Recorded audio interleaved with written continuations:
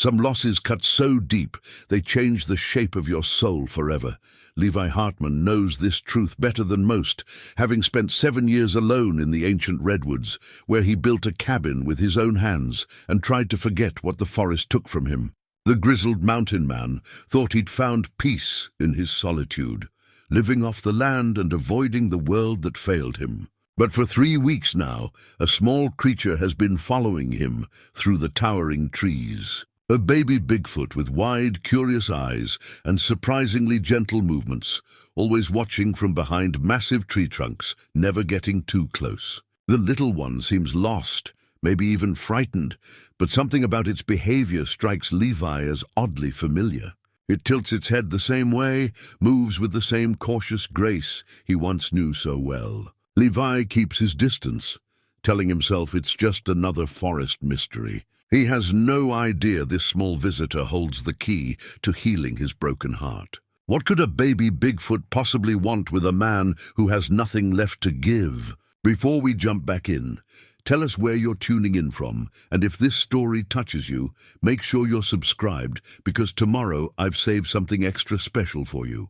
The morning mist clung to the redwood giants like memories that refused to fade, and Levi Hartman moved through it with the practiced silence of a man who had learned to disappear. At 58, his beard had gone more silver than brown, and his hands bore the permanent stains of wood smoke and honest work. The cabin he'd built from fallen trees stood like a fortress against the world, solid, weathered, and utterly alone. 7 years. 7 winters, 7 springs, 7 cycles of watching the forest change while he remained frozen in time. The morning ritual never varied.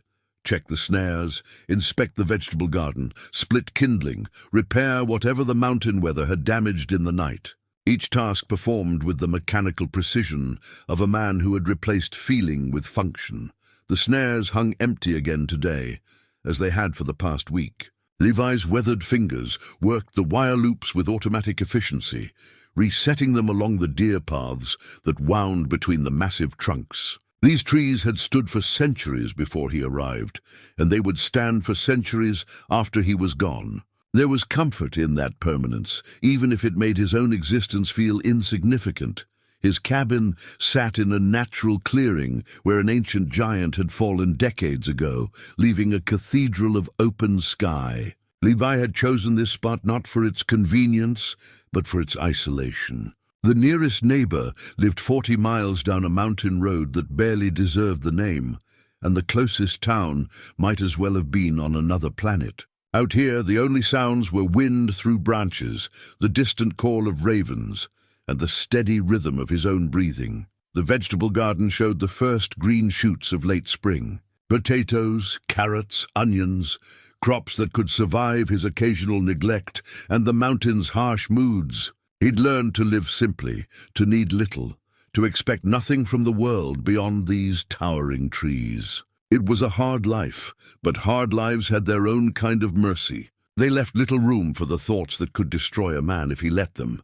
But lately, those thoughts had been creeping back like smoke through cracks in a wall. It had started 3 weeks ago, the feeling of being watched. At first, Levi had dismissed it as paranoia, a natural response to too many years of solitude. Mountain men learned to trust their instincts, but they also learned to distinguish between real danger and the tricks their minds could play. He'd lived through enough harsh winters and dangerous storms to know the difference between genuine threat and phantom fear. Then he'd started seeing movement in his peripheral vision, a shadow that didn't match the trees, a rustle of undergrowth when no wind was blowing, always just at the edge of sight, always gone when he turned to look directly. For a man who knew every sound and movement of his domain, these disturbances felt like violations of natural law. The first clear sighting had come 5 days ago, just after dawn. Levi had been checking his fish traps in the creek that ran behind his cabin when something made him look up. There, perhaps 50 yards away, stood a small figure partially hidden behind a redwood trunk so massive that 3 men couldn't wrap their arms around it. The creature was no taller than a human child, but its proportions were all wrong. Too broad, too muscular, covered in what looked like reddish-brown fur.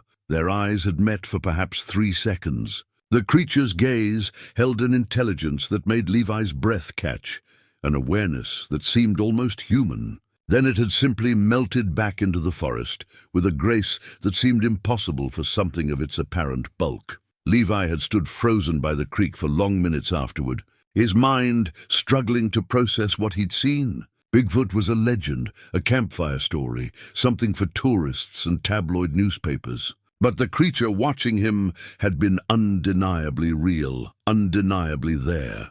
More disturbing still was the lack of fear in its posture. It hadn't run immediately upon being seen. It had studied him with the same curiosity he now felt. Since that first encounter, the sightings had become more frequent. The creature, for Levi had begun thinking of it as a small child, despite its otherworldly nature, appeared at roughly the same time each morning, always maintaining the same careful distance. It watched him tend his garden, repair his tools, go about the mundane business of survival. Sometimes Levi caught glimpses of it in the evening too, a shadow moving at the tree line as he banked his fire for the night. The rational part of his mind catalogued every detail. The creature was young, perhaps equivalent to a human toddler in size, if not in development. Its fur was a rich chestnut brown, with lighter patches around what he assumed was its face. It moved with extraordinary stealth for something that should have been clumsy at its apparent age. Most unnervingly, it showed no aggression, no territorial behavior that might explain its continued presence. What disturbed Levi most was not the creature's existence. The world was full of mysteries, and the deep woods kept their secrets well. What troubled him was the growing sense of familiarity that accompanied each sighting. Something about the way it tilted its head when observing him, the careful patience in its posture, even the timing of its appearances. All of it triggered memories he'd worked 7 years to bury. His wife had moved the same way, with that same thoughtful stillness. Rachel had been a woman who noticed everything, who could read the forest's moods as easily as other people read facial expressions. She'd had the gift of appearing without sound, of blending into natural spaces until she seemed part of them. In the early days of their marriage, when they'd hiked these same trails together, she'd often materialized beside him like a spirit made flesh. The memory of her brought the familiar ache, sharp as winter air in his lungs. Rachel Hartman, née Morrison, 26 years old when she'd vanished into these woods like morning mist. The search parties had combed every trail, every ravine, every cave system within 50 miles. They'd found nothing, no body, no clothing, no sign of struggle or accident. She had simply stepped out of their cabin one evening to gather firewood and never returned. The investigators had their theories. Bear attack, though no evidence supported it. A fall into one of the region's many hidden crevasses, though searchers had rappelled into dozens without success. Foul play, though Rachel had no enemies, and their isolated location made random crime unlikely. After 6 months, the official search had been called off. After a year, most people assumed she was dead. After 7 years, even Levi had learned to stop hoping, but he'd never stopped remembering. The way she'd hummed while cooking, always the same melody her grandmother had taught her. The way she'd reached for his hand in her sleep, even during their worst arguments. The way she'd talked to the forest, as if it could hear her, thanking the trees for their shade and the streams for their water. Rachel had belonged to these woods in a way that Levi, for all his survival skills, never quite managed. Now this strange creature was stirring those memories like a stick stirring ashes. Every morning, as he went about his routine, Levi found himself wondering what Rachel would have made of their small observer. She'd always been fascinated by wildlife, by the hidden lives of forest creatures. She would have been delighted by this mystery, would have spent hours trying to understand its behavior and needs. The thought brought unexpected tears to his eyes, and Levi wiped them away with the back of his hand. 7 years should have been long enough to achieve some kind of peace, but grief, he'd learned, followed no schedule. It waited in ambush, triggered by the smallest things, a scent on the wind, a particular quality of light, or the sight of a small creature that watched him with inexplicable patience. The sun was climbing higher now, burning away the morning mist and revealing the full majesty of the ancient forest. These coastal redwoods were among the oldest living things on earth, some of them already giants when Christ walked the hills of Palestine. They'd survived ice ages and droughts, fires and floods, the rise and fall of countless human civilizations. Standing among them, Levi felt the comfort of deep time. The perspective that made individual human troubles seem small and temporary, but they also made him feel incredibly alone. He'd chosen this isolation deliberately, fleeing from a world that had failed to protect the person he loved most. The cabin represented more than shelter. It was a fortress against disappointment, against the false promises of civilization, against the cruel randomness that could snatch away everything that mattered in a single night. Here among the giants, he needed no one and expected nothing. It was a hard peace, but it was peace nonetheless. At least it had been until 3 weeks ago. Now, as he split kindling in the morning sunshine, Levi found himself listening for sounds that didn't belong. The rhythmic thunk of his axe echoed between the trees, but underneath it he caught other noises. The soft whisper of movement, the barely audible snap of a twig. His observer was out there, maintaining its vigil, and despite himself, Levi was beginning to find comfort in its presence. The realization troubled him. 7 years of careful isolation, 7 years of building walls against the world, and now a creature he couldn't even classify was threatening to breach his defenses. What did it want? Why had it chosen him? And why did its presence make him think constantly of Rachel, of the life they'd shared and lost in these same towering woods? As if summoned by his thoughts, a movement caught his eye. There, at the edge of the clearing, the small creature stood partially visible behind its usual redwood shield. Today it seemed bolder, stepping far enough into view that Levi could see its full form. It was smaller than he'd estimated, perhaps 3 feet tall, with arms that hung longer than human proportions would suggest. Its face, what he could see of it, seemed oddly delicate beneath the covering of fur. For a long moment they regarded each other across the sunlit clearing. The creature's eyes, were they brown?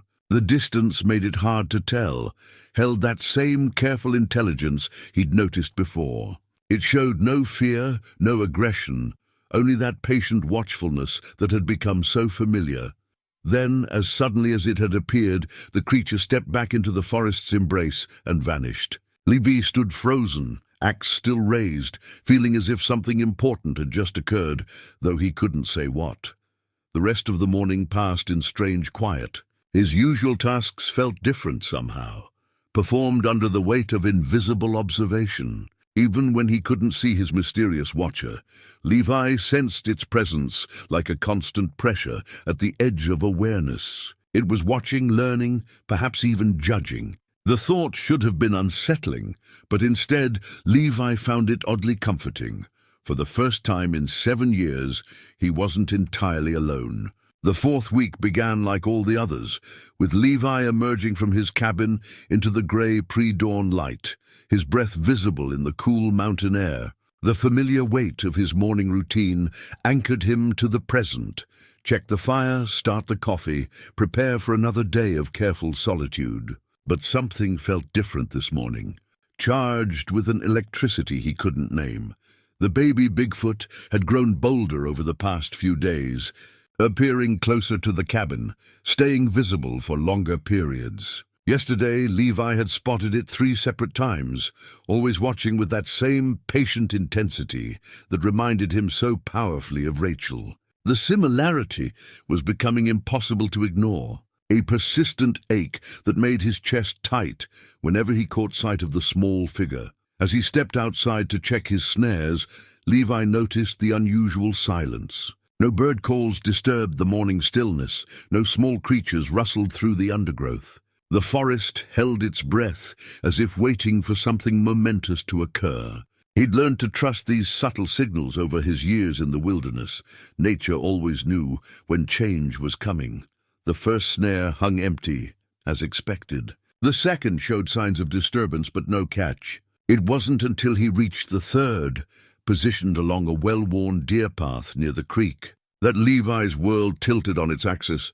The creature was there, not hiding behind trees or lurking at the forest's edge, but standing directly in the path, no more than 20 feet away, close enough that Levi could see the fine details of its fur, the gentle rise and fall of its breathing, the unmistakably intelligent gleam in its dark eyes. But what stopped his heart entirely was what the small being held, clutched in its tiny hands. Silver caught the morning light, throwing familiar patterns across the surrounding ferns. A delicate chain, tarnished with age but unmistakably precious. At its end hung a locket, heart-shaped and engraved with flowing script that Levi would recognize anywhere, even at this distance. His knees nearly buckled as 7 years of careful numbness shattered like glass. Rachel's locket. The one he'd given her on their first anniversary.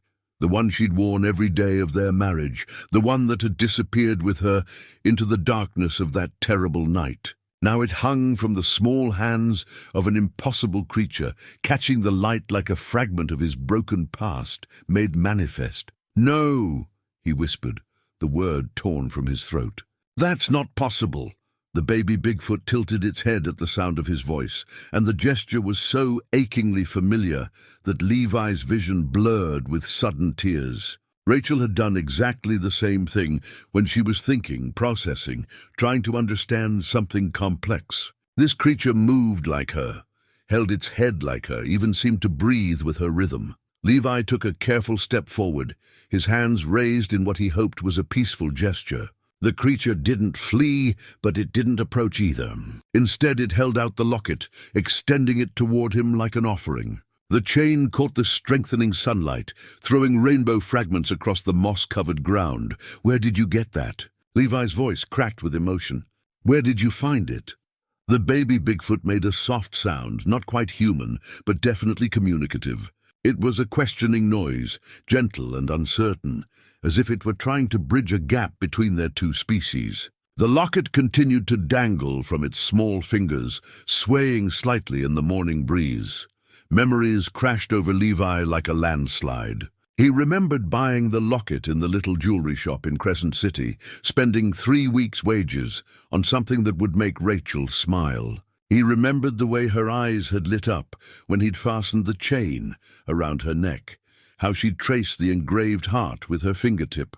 He remembered her wearing it while she cooked, while she gardened, while she slept beside him in their shared bed. Most painfully, he remembered it catching the firelight on that last evening, the night she'd stepped outside and never returned. She'd been wearing it when she vanished. The investigators had noted its absence from their cabin, had included it in their list of missing items. For 7 years, Levi had imagined it lost forever, buried with her bones in some hidden corner of the vast forest. Now it hung before him like a message from beyond the grave. "Rachel," he breathed, and the creature's ears perked up at the name. Did it recognize the word? Did it understand what it meant to him? What happened to Rachel? The baby Bigfoot took a small step closer, still holding out the locket. Its eyes were definitely brown.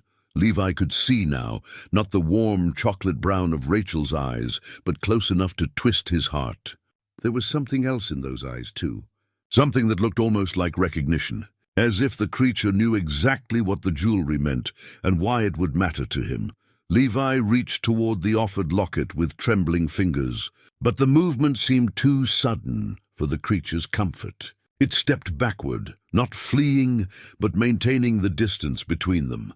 The locket swayed as it moved, hypnotic in its familiarity. "Please," Levi whispered. "Please, I need to understand. Where is she? What happened to my wife?" The creature made that soft sound again, more urgent this time. It gestured with its free hand toward the deeper forest, toward the trackless wilderness where few humans had ever ventured. Then it looked back at Levi with an expression he could only describe as pleading, as if it desperately wanted to communicate something but lacked the means. Suddenly, the creature pressed the locket to its chest, over its heart, and closed its eyes. The gesture was unmistakably one of love, of cherished memory. When it opened its eyes again, they glistened with what looked remarkably like tears. The sight broke something fundamental inside Levi's chest. This impossible being, this creature that shouldn't exist, was showing him more genuine emotion than he'd experienced from another living thing in 7 years. It knew about Rachel. It had her locket. It understood somehow what she had meant to him. "Who are you?" he asked, his voice barely audible. "What are you trying to tell me?" The baby Bigfoot held the locket out again, but this time it pointed to itself first, then to the jewelry, then to Levi. The meaning seemed clear enough. There was a connection between all three of them, a relationship that Levi couldn't yet grasp, but that the creature understood perfectly. Then, as if making a decision that required great courage, the small being took several steps closer. It moved slowly, carefully, never taking its eyes off Levi's face. When it was close enough that he could see the individual hairs in its fur, close enough to smell the clean forest scent that surrounded it, the creature gently placed the locket on a fallen log between them. The silver chain pooled on the moss-covered bark like liquid moonlight. Rachel's locket, the tangible proof of their love, the one constant reminder of the life they'd shared. Seeing it again after 7 years felt like being struck by lightning, painful and illuminating in equal measure. The creature stepped back a safe distance and waited, watching to see what Levi would do. Its patience was infinite, its attention complete. It seemed to understand that this moment would change everything, that the simple act of returning this treasured object would shatter the careful walls Levi had built around his heart. With hands that shook like autumn leaves, Levi reached for the locket. The metal was warm from the creature's touch, solid and real in a way that made this impossible situation undeniably true. He lifted it carefully, as if it might disintegrate at any moment, and held it up to catch the light. The engraving was exactly as he remembered. "To Rachel, my heart's home. Forever, Levi." The words he'd chosen so carefully 28 years ago, back when forever had seemed like a promise he could actually keep.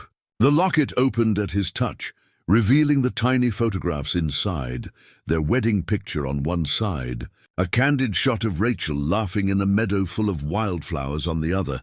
She looked so young in those photos, so alive and full of joy. The woman who had loved these woods, who had understood their rhythms and respected their mysteries. The woman who had vanished without explanation, leaving behind only questions and an ache that 7 years hadn't diminished. "Where did you find this?" Levi asked again, looking up at the creature. "Where is she? Is she?" He couldn't finish the question. After 7 years, he still couldn't say the word dead in connection with Rachel.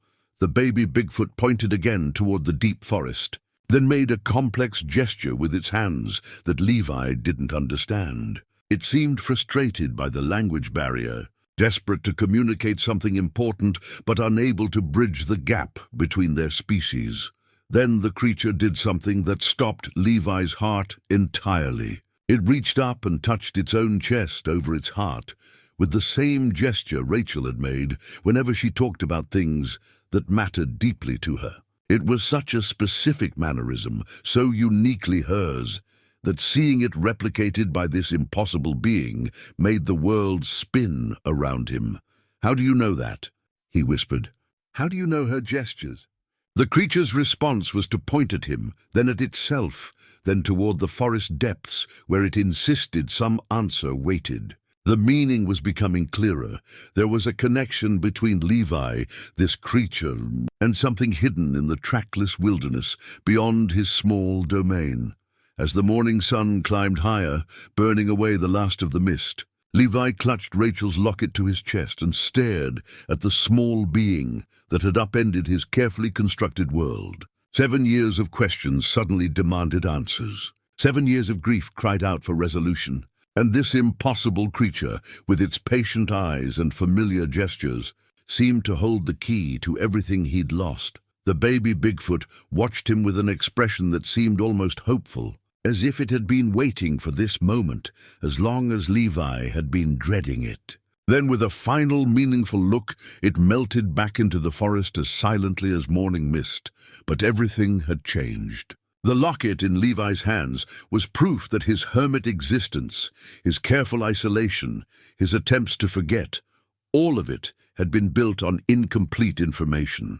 Rachel's story wasn't finished, and neither, it seemed, was his own. Sleep became a stranger to Levi that night. He lay in his narrow bed, Rachel's locket clutched in his fist, staring at the ceiling beams he'd hewn from fallen redwoods with his own hands. Every time he closed his eyes, he saw the baby Bigfoot's patient face, heard the soft sound it had made when trying to communicate. The creature's gestures played over and over in his mind, like a film reel stuck on repeat, that achingly familiar way it had touched its chest. The deliberate pointing toward the deep forest, the careful tenderness with which it had handled Rachel's most precious possession. By dawn, Levi had made a decision that would have seemed impossible just 24 hours earlier.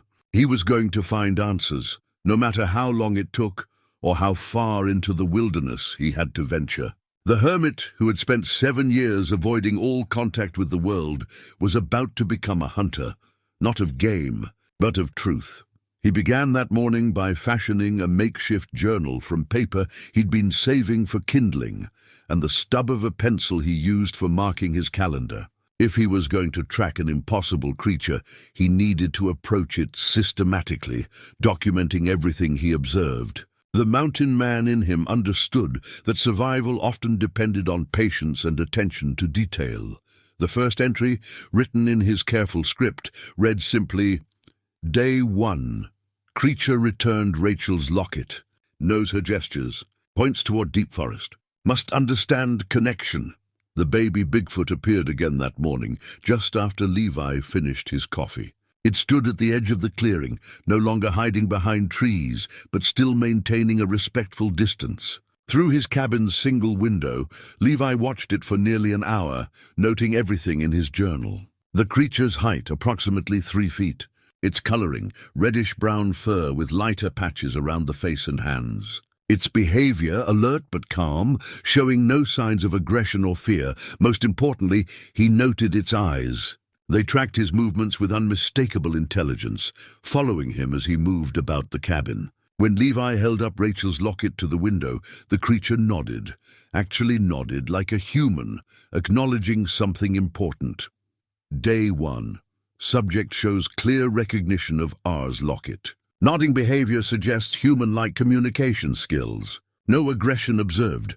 Over the following days, a routine developed. Each morning, the creature would appear at roughly the same time, maintaining the same careful distance. Levi would go about his usual tasks, tending the garden, checking snares, splitting wood, while keeping detailed notes about everything he observed. The baby Bigfoot seemed particularly interested in his daily patterns, watching him with the focused attention of a student studying a teacher. By the third day, Levi had filled 6 pages with observations. The creature's movements were far more graceful than its bulk suggested. It could appear and disappear with ghostly silence, but when it wanted to be seen, it made itself visible with deliberate clarity. Most intriguingly, it seemed to have favorite observation spots, specific trees it preferred, particular times of day when it was most active.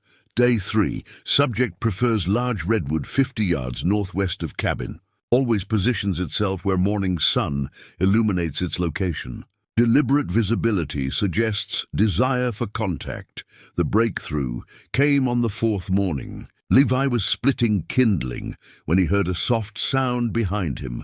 Not the usual forest noise, but something distinctly communicative. He turned to find the baby Bigfoot standing only 30 feet away, the closest it had ever approached.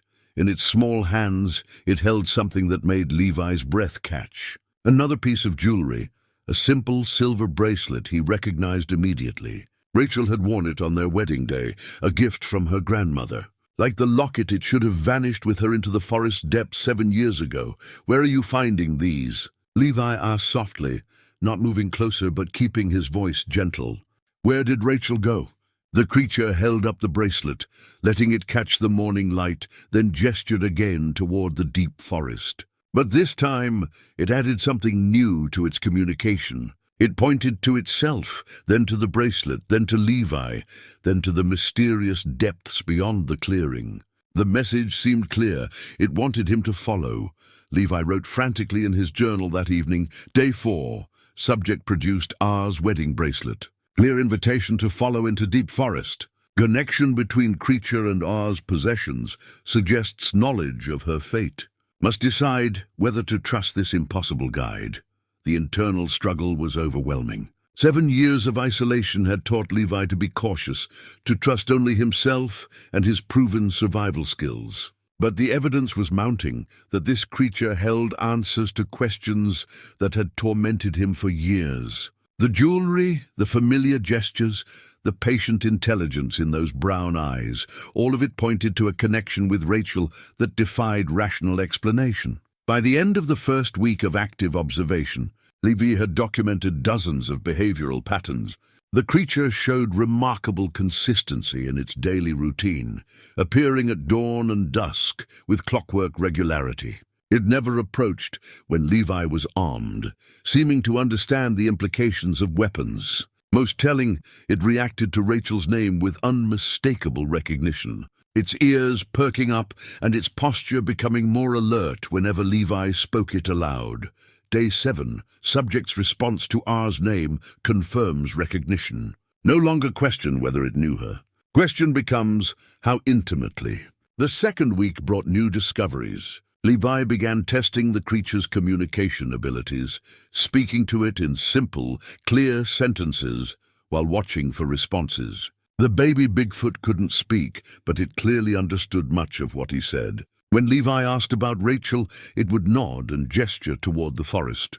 When he asked if she was hurt, it would shake its head sadly. When he asked if she was alive, the creature's response was more complex, a gesture that seemed to suggest complicated rather than a simple yes or no. Day 10. Subject understands complex questions. Responses suggest R's situation not simple alive, just dead binary. Something else happened to her. The most disturbing discovery came during the second week's end. Levi had been watching the creature from his cabin window when he noticed something that made his blood run cold. The baby Bigfoot was mimicking his movements with uncanny precision. When Levi raised his coffee cup, the creature raised an imaginary cup in the same motion. When he scratched his beard, the creature touched its own face in the same spot. The mimicry was too perfect to be coincidental. Day 14. Subject mirrors my movements with impossible accuracy. Behavior suggests deep familiarity with human gestures, specifically mine. How long has it been watching me? That night, as Levi sat by his fire reviewing his notes, a terrifying possibility occurred to him. What if the creature hadn't just found Rachel's jewelry? What if it had been watching him for far longer than 3 weeks? The mimicry, the perfect timing of its appearances, the intimate knowledge of his daily routine, all of it suggested a familiarity that could only come from extended observation. He thought back to the past 7 years, searching his memory for signs he might have missed. Had there been sounds in the forest that he'd dismissed as natural, movements in his peripheral vision that he'd attributed to wildlife? The idea that he might have been watched for years without knowing it should have been terrifying. But instead, Levi found it oddly comforting. If the creature had been observing him all this time, if it truly understood his connection to Rachel, then perhaps it also understood his grief. Perhaps it had been waiting for the right moment to reveal itself, waiting until he was ready to hear whatever truth it carried. Day 15. Suspect subject has observed me far longer than initially believed. Extended surveillance suggests protective rather than predatory intent. Beginning to trust this impossible guide. By the end of the second week, Levi's journal contained over 20 pages of detailed observations. What had begun as scientific documentation was becoming something deeper, a record of growing connection between two impossible beings who shared some mysterious link to the woman. They had both lost. The hermit's careful walls were crumbling, and for the first time in 7 years, Levi Hartman was allowing himself to hope. The third week marked a turning point in what Levi had begun to think of as their strange courtship. If the baby Bigfoot was going to continue watching him, perhaps it was time to establish more formal communication. The mountain man in him understood that trust between species required patience, consistency, and mutual respect, the same principles that had served him well with wild animals throughout his years in the wilderness. On Monday morning, Levi left his first offering at the edge of the clearing. Nothing elaborate, just a small portion of his breakfast on a flat stone where the creature typically appeared. Fresh berries he'd gathered from the hillside, a piece of cornbread still warm from his fire, and clean water in a shallow wooden bowl he'd carved years ago. The baby Bigfoot watched from its usual distance as Levi set down the food, then retreated to his cabin to observe through the window. The creature approached the offering with obvious caution, circling the stone several times before finally creeping close enough to investigate. It sniffed delicately at each item, then looked directly at Levi's window and nodded once, a clear acknowledgement of the gesture. The berries disappeared first, then the cornbread, and finally the creature drank deeply from the wooden bowl. Day 16. First food offering successful. Subject accepted all items, drank water. Clear appreciation gesture toward cabin. Trust building established.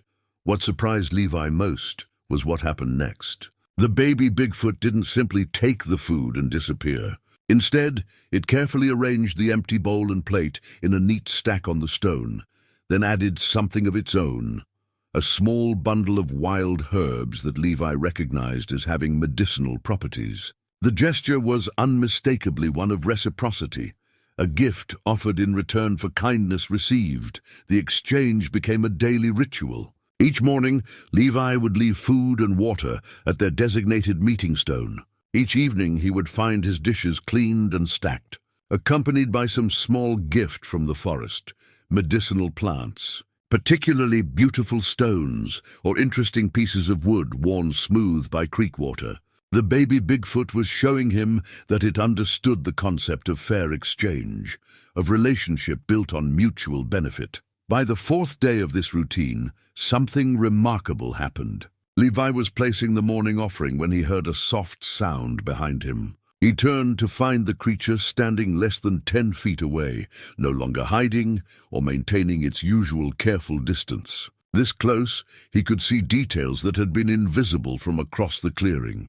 The baby Bigfoot's fur was incredibly fine, more like thick hair than animal pelt. Its hands were distinctly human in shape, though proportionally larger than a child's would be. Most striking were its eyes, not just brown, but warm and expressive in a way that reminded Levi powerfully of Rachel's gaze. The resemblance was so strong it made his chest ache with familiar longing.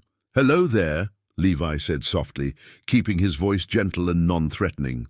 "Are you ready to tell me what this is all about?" The creature tilted its head, that achingly familiar gesture, and made a soft, trilling sound that seemed almost like a greeting. Then it did something that nearly stopped Levi's heart. It reached into what appeared to be a small pouch woven from plant fibers and withdrew another piece of Rachel's jewelry, her engagement ring, the simple gold band with its modest diamond that Levi had saved for months to afford. But this time, instead of simply displaying the ring, the creature held it out toward him in clear invitation for him to take it. When Levi extended his hand, the baby Bigfoot placed the ring gently in his palm, its small fingers brushing against his skin for just a moment. The contact was warm, surprisingly soft, and utterly human in its tenderness. Day 19, physical contact established.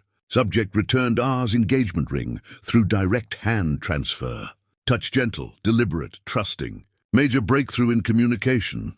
The ring fit perfectly on Levi's pinky finger. He'd grown broader in the hands over his years of hard labor, and wearing it felt like carrying a piece of Rachel with him. That evening, as he sat by his fire examining the simple gold band, Levi realized something that should have terrified him, but instead brought unexpected comfort. The baby Bigfoot wasn't just returning random pieces of jewelry. It was giving back Rachel's most meaningful possessions in a specific order. First the locket, then the wedding bracelet, now the engagement ring. Each piece marked a milestone in their relationship, as if the creature understood the emotional significance of these objects. The implications were staggering. How could this impossible being know the history behind each piece of jewelry? How could it understand their sentimental value? The only explanation that made sense was that Rachel herself had told it, had shared the stories behind each treasured item. But that raised even more impossible questions about what had happened to her in those lost 7 years. Day 20. Order of returned jewelry significant. Locket, first anniversary. Bracelet, wedding day, engagement ring, proposal. Subject knows emotional history of items. Only possible if our shared stories directly. The breakthrough in physical contact opened new channels of communication. Over the following days, the baby Bigfoot began incorporating touch into their interactions. A gentle pat on Levi's arm when he seemed sad. A soft touch to his hand when offering gifts. Even what seemed like an attempt at a comforting hug when Levi broke down crying while holding Rachel's ring. The creature's capacity for empathy was remarkable. It seemed to sense his moods with uncanny accuracy, offering comfort when he was grieving and giving him space when he needed solitude. Most amazingly, it had begun to mirror not just his movements but his emotions, looking sad when he was sad, alert when he was curious, peaceful when he found moments of contentment. Day 24. Subject demonstrates advanced emotional intelligence. Mirrors affect states, offers comfort during grief episodes. Level of empathy suggests deep understanding of human psychology, but perhaps the most significant development was what Levi observed on the 6th night of their daily exchanges. He had been unable to sleep, the ring on his finger stirring too many memories, and had stepped outside to check on his fire. In the moonlight, he saw something that made him catch his breath in wonder. The baby Bigfoot was there, as he'd begun to suspect it always was during the dark hours. But it wasn't hiding or watching from a distance. It was positioned where it could observe both the cabin and the surrounding forest, alert and protective, like a guardian keeping watch through the night. When it noticed Levi observing, the creature didn't flee. Instead, it raised one small hand, in what could only be described as a reassuring wave, then returned to its vigilant watch. Day 25. Subject maintains protective watch during night hours. Positioning suggests guardian behavior rather than surveillance. Feels safer knowing it's there. The realization that he'd been under this gentle protection for weeks, possibly years, fundamentally changed how Levi viewed their relationship. This wasn't just a curious forest creature returning lost jewelry. This was a being that cared about his welfare, that watched over him during his most vulnerable hours, that offered comfort and companionship without expecting anything in return. The thought brought tears to his eyes as he sat in his doorway, watching his small guardian resume its patient vigil. For 7 years, he'd believed himself utterly alone in these vast woods. Now he understood that solitude had been an illusion. Something had been watching over him all along, waiting for the right moment to reveal itself, carrying pieces of his broken past and perhaps, just perhaps, the key to understanding what had happened to the woman they both seemed to love. As Levi finally returned to his bed that night, Rachel's engagement ring warm against his finger. He felt something he hadn't experienced in 7 long years. He felt protected. He felt cared for. For the first time since that terrible night when Rachel had vanished into the forest, Levi Hartman no longer felt completely alone in the world. The walls he'd built around his heart were crumbling, and he was beginning to realize that might not be such a terrible thing after all. The first cairn appeared on a Tuesday morning in early summer. Positioned deliberately in the center of the path Levi took to check his eastern snares. 5 smooth river stones stacked with obvious intention, too perfectly balanced to be natural, too purposeful to be coincidence. He'd walked this trail hundreds of times over the past 7 years and knew every root, every rock, every fallen branch. This stone marker had definitely not been there the day before. Levi crouched beside the cairn, his journal open on his knee, sketching its exact configuration. The stones were arranged in descending size from bottom to top, each one carefully chosen for its smooth surface and pleasing shape. Whoever or whatever had built this marker possessed both patience and an aesthetic sense that spoke of intelligence far beyond mere animal cunning. Day 31. First stone cairn discovered on Eastern Trail. 5 stones, deliberately stacked. Construction requires advanced planning and fine motor control. Subject likely responsible. As if summoned by his thoughts, the baby Bigfoot emerged from behind a massive redwood trunk, moving with its characteristic silent grace. But today something was different about its demeanor. Instead of its usual patient observation, the creature seemed almost excited, bouncing slightly on its feet and making soft trilling sounds that Levi had learned to recognize as expressions of positive emotion. The small being approached the cairn and touched the topmost stone with obvious pride, then looked at Levi expectantly. The message was clear. It had built this marker for him, wanted his approval, perhaps even his understanding of its purpose. When Levi nodded appreciatively, the creature clapped its small hands together in unmistakable delight. But the baby Bigfoot wasn't finished.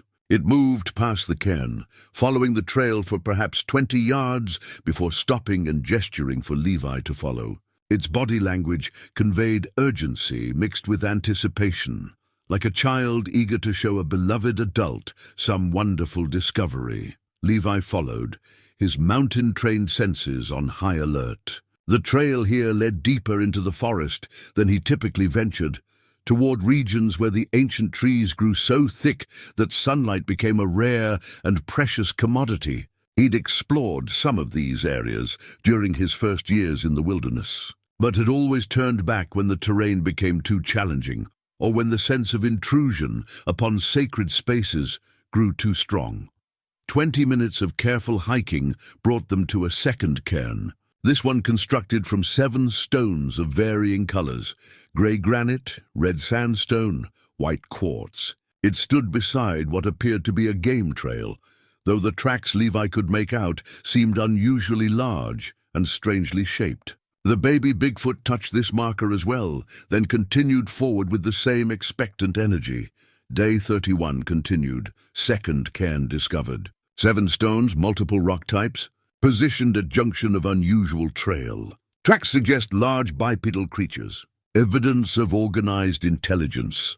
The pattern became clear as they progressed deeper into the virgin forest. Every few hundred yards, another cairn would appear, each one unique in its construction, but obviously part of a coordinated system. Some were tall and narrow, others broad and low. One incorporated a piece of driftwood, worn smooth by centuries of creek water. Another featured a crystal formation that caught and scattered the filtered sunlight into rainbow fragments. Each marker represented hours of careful work, not just in the construction but in the selection of materials. The stones had been chosen with an artist's eye for color, texture, and form. Some had clearly been carried considerable distances. Levi recognized beach stones that could only have come from the coast 40 miles away, and volcanic rock that suggested journeys to the inland mountains. Day 31 continued, discovered extensive cairn system. Multiple construction styles suggest different builders. Material sourcing indicates wide-ranging travel capabilities, evidence of sophisticated community. What struck Levi most profoundly was the care that had gone into each marker's placement. Every cairn was positioned where it would be most visible to someone following the trail, often enhanced by natural features that drew the eye. One stood silhouetted against a gap in the canopy, where a beam of sunlight created a natural spotlight. Another was reflected in the still surface of a hidden pool, doubling its visual impact. This wasn't random marking of territory or simple navigation. This was art, created by beings who understood beauty and took pleasure in its creation. The implications staggered him, not just the existence of other intelligent creatures in these woods, but evidence of a culture sophisticated enough to value aesthetics alongside functionality. As they climbed steadily higher into the mountains, following the cairn trail through terrain that grew increasingly wild and challenging. Levi began to notice other signs of non-human intelligence. Trees showed evidence of careful pruning that encouraged optimal growth while maintaining the forest's natural appearance. Creek crossings had been improved with strategically placed stepping stones that looked natural but provided perfect footing. Most remarkably, the trail itself had been subtly modified.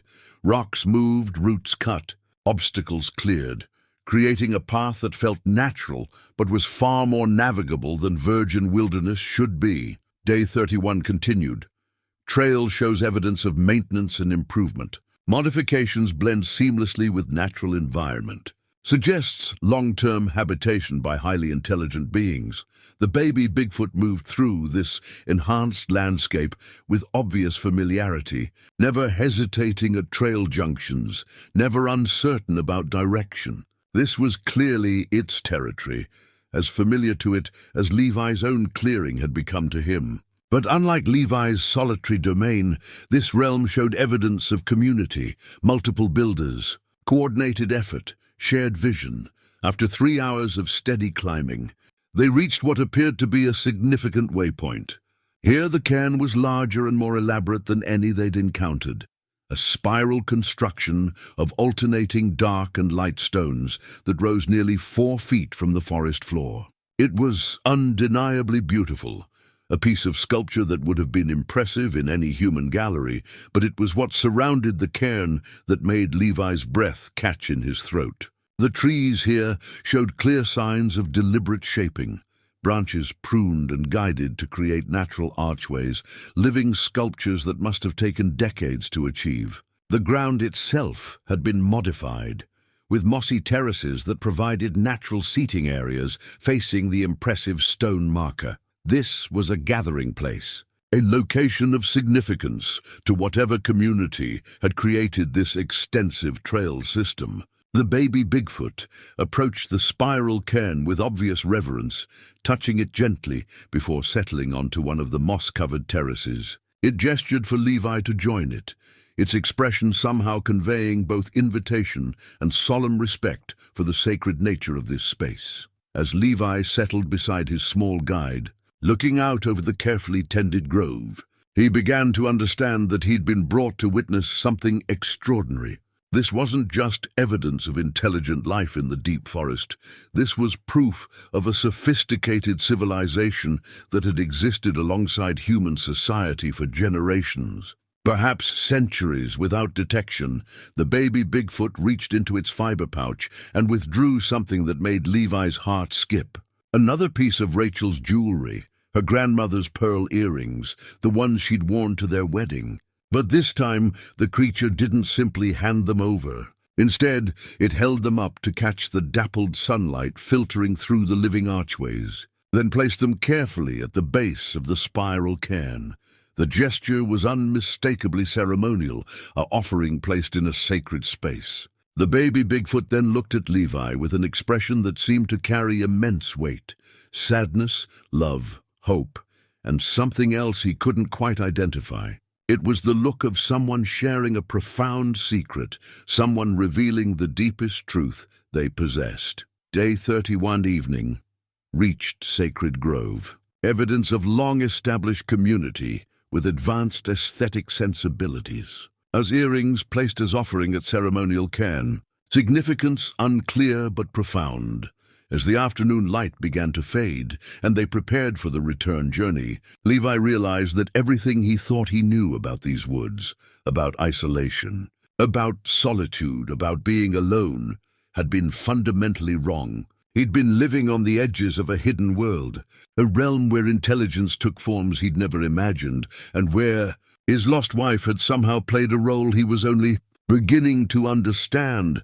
The cairns weren't just trail markers, they were breadcrumbs leading him toward a truth that would challenge everything he believed about loss, love, and the nature of family itself. 3 days after their journey to the sacred grove, the baby Bigfoot appeared at Levi's cabin with an urgency he'd never seen before. Instead of its usual patient waiting at the clearing's edge, the creature approached within arm's reach, tugging gently at Levi's sleeve and making insistent trilling sounds. Its dark eyes held an unmistakable message. Today was different. Today was important. Levi had been splitting wood for the morning fire when his small visitor arrived, and something in the creature's demeanor made him set down his axe immediately. Over the past weeks, he'd learned to read its body language with growing accuracy, and everything about its posture suggested this was not a casual visit. The baby Bigfoot was practically vibrating with suppressed excitement, bouncing on its feet and gesturing repeatedly toward the deep forest. "What is it?" Levi asked softly. "What do you want to show me today?" The creature responded by moving to the edge of the clearing and looking back over its shoulder. The universal gesture for "follow me." But when Levi moved to retrieve his pack and journal, the baby Bigfoot shook its head emphatically and pointed to his hands. The message was clear. He should bring nothing but himself. Whatever they were going to see required no preparation, no documentation, only presence and open eyes. Day 34. Subject exhibiting unusual urgency. Insistent body language suggests significant discovery. Requested I bring no equipment. Major revelation anticipated. The trail the creature chose was different from their previous route, leading not toward the mountain heights, but deeper into the cathedral-like groves where the oldest redwoods stood. These ancient giants had witnessed the rise and fall of civilizations, had stood when the first humans crossed the Bering Land Bridge, had grown tall while woolly mammoths still roamed the earth. Moving among them felt like walking through a living museum of geological time. After an hour of steady hiking, they reached a section of forest that Levi had never seen before, despite his 7 years of exploration. The trees here were impossibly massive, their trunks so wide that 20 men could not have encircled them with joined hands. More remarkably, they had been shaped, not carved or damaged, but guided as they grew. Branches had been pruned and trained to create natural archways. Root systems had been encouraged to form living staircases and platforms. The forest itself had been transformed into architecture without losing its essential wildness. It was then that Levi saw the dwellings. At first, they were so perfectly integrated with the natural environment that his eyes passed right over them. Only when the baby Bigfoot pointed directly at what he'd assumed was a natural formation did Levi realize he was looking at constructed shelter. The dwelling was built into and around a living redwood, using the tree's massive root system as a foundation while incorporating fallen timber and woven plant fibers into walls that seemed to grow from the forest floor itself. "Impossible," he breathed. But the evidence was undeniable.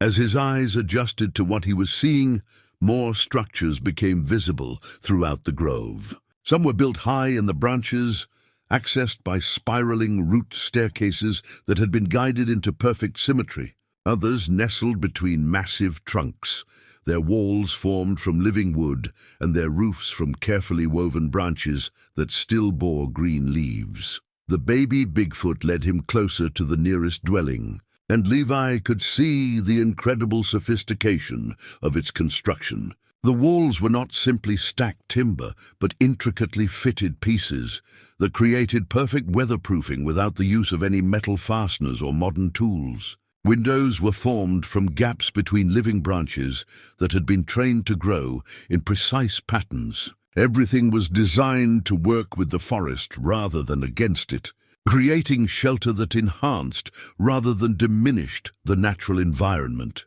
Day 34 continued. Discovered extensive settlement integrated with living trees, construction techniques unknown to human engineering, evidence of multi-generational planning and execution. But what truly staggered Levi was not just the existence of these impossible dwellings, but the clear evidence that they had been recently inhabited. Smoke rose from several locations, indicating active hearth fires. Pathways between structures showed signs of regular use. Most telling, he could see personal items scattered about, tools, baskets, what appeared to be children's toys, carved from wood and polished to a smooth finish. The baby Bigfoot approached one particular dwelling with obvious familiarity, and Levi realized This must be its home. The structure was smaller than some of the others, built into the root system of a redwood that had probably been standing when Caesar ruled Rome. Flowers had been planted around its entrance, not wild forest blooms, but cultivated varieties that suggested aesthetic sensibility and long-term planning. As they drew nearer, Levi's attention was caught by something that made his heart race. Hanging from a branch beside the dwelling's entrance were objects that clearly didn't belong in this prehistoric setting. Glass wind chimes that caught the filtered sunlight and threw rainbow patterns across the moss-covered ground. A small mirror in a wooden frame, its surface reflecting the green canopy above. Most shocking of all, a ceramic planter that he recognized with absolute certainty. Rachel had made that planter in a pottery class she'd taken the year before she disappeared. He remembered watching her paint the delicate vine pattern around its rim, remembered her excitement when it emerged from the kiln with its glaze perfect and uncracked. She'd used it to grow herbs on their cabin's windowsill, speaking to the plants as if they could understand her words of encouragement. "That's—" Levi's voice caught in his throat. "That's Rachel's planter. She made that." "How is it here?" The baby Bigfoot looked up at him with an expression that seemed both sad and hopeful. It gestured toward the dwelling's entrance, then back at Levi, clearly inviting him to look inside. But Levi found himself frozen, overwhelmed by the implications of what he was seeing. This wasn't just a random collection of human artifacts. These were Rachel's things, carefully preserved and lovingly displayed. The wind chimes had hung outside their cabin. He could remember their gentle music on summer evenings. The mirror had sat on her dressing table, where she'd braided her long hair each morning. The planter had been one of her greatest artistic achievements, something she'd been genuinely proud of creating. "She was here," he whispered. "Rachel was here. She lived in this place." The baby Bigfoot nodded solemnly, then did something that nearly brought Levi to his knees. It approached the planter and touched it with the same reverent gesture Rachel had always used when tending her plants. The movement was so perfectly mimicked, so exactly her habit, that for a moment Levi could almost see her standing there, humming softly as she checked her herbs for new growth. But it was what happened next that shattered every assumption Levi had built about his wife's disappearance. From inside the dwelling came the sound of movement, not the small rustlings of forest creatures, but the deliberate footsteps of something large and intelligent. The baby Bigfoot's ears perked up immediately, and it made a soft calling sound that was answered by a deeper, more resonant voice from within. Another Bigfoot emerged from the dwelling. This one, adult-sized and moving with careful dignity. It was taller than Levi by at least a foot, with silver-streaked fur that spoke of advanced age. But what made Levi's world tilt on its axis was not the creature's imposing presence, but what it carried in its massive hands: Rachel's diary. The leather-bound journal she'd kept faithfully since childhood, its pages filled with her careful handwriting and pressed flowers from their walks through the forest. The elder Bigfoot held it with obvious reverence, treating it like the precious artifact it was. The creature approached slowly, studying Levi with intelligent brown eyes that seemed to take his measure. When it was close enough to touch, it held out the diary in a gesture that clearly asked permission. Levi's hands shook as he accepted the journal, his fingers tracing the familiar texture of its worn leather cover. Day 34 continued, discovered R's personal belongings integrated into Bigfoot settlement. Adult Bigfoot presented R's diary. Evidence suggests extended cohabitation rather than brief encounter. The elder Bigfoot spoke then, its voice a deep rumbling that was clearly language, though unlike any human tongue Levi had ever heard. The baby Bigfoot responded in the same melodic tones, and Levi realized he was witnessing a conversation about him. The two creatures were discussing his presence, his relationship to the objects they guarded, perhaps even his fitness to receive the truths they had kept hidden. Finally, the elder Bigfoot nodded and gestured toward the dwelling's entrance. The invitation was unmistakable. They were offering to let him see inside, to show him where Rachel had lived during some unknown period of her absence. The baby Bigfoot took his hand with its small, warm fingers and gently urged him forward. The interior of the dwelling was even more remarkable than its exterior. The space was larger than it appeared from outside, carved skillfully from the living root system of the ancient tree. Furniture had been crafted from naturally curved wood, following the organic lines of the forest. Light entered through gaps between roots that had been carefully widened to serve as windows, creating a warm, golden illumination that made everything glow. But it was the personal touches that made Levi's chest tight with emotion. Rachel's clothing hung from wooden pegs, carefully preserved and obviously tended. Her books were arranged on shelves carved into the living wood, their familiar titles a catalogue of her interests and dreams. Most heartbreakingly, her easel stood in a corner where the light was best, holding a half-finished painting of the forest glade where they'd shared their first kiss. This had been her home, not a temporary shelter or a place of captivity, but a true dwelling where she had lived and worked and apparently found some measure of peace. The evidence of her presence was everywhere, her handwriting on notes tucked into books, her paintings covering the walls, her distinctive touches in the arrangement of furniture and the placement of personal treasures. She lived here, Levi said, his voice hoarse with emotion. This was her home. But how? Why? What happened to her?